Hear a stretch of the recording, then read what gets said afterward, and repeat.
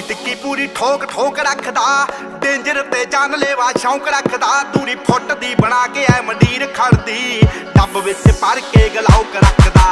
ਟਿੱਕੀ ਟਿੱਕੀ ਪੂਰੀ ਠੋਕ ਠੋਕ ਰੱਖਦਾ, ਡੇਂਜਰ ਤੇ ਜਾਨਲੇਵਾ ਸ਼ੌਂਕ ਰੱਖਦਾ। ਦੂਰੀ ਫੁੱਟ ਦੀ ਬਣਾ ਕੇ ਐ ਮੰਡੀਰ ਖੜਦੀ, ਡੱਬ ਵਿੱਚ ਭਰ ਕੇ ਗਲਾਉਕ ਰੱਖਦਾ। ਓ ਖੂਨ ਨੂੰ ਦਲੇਰੀ ਰਹਿੰਦੀ ਪੰਪ ਕਰਦੀ, ਲੋ ਰਾਈਡਰ ਸੜਕੀ ਉੱਤੇ ਜੰਪ ਕਰਦੀ।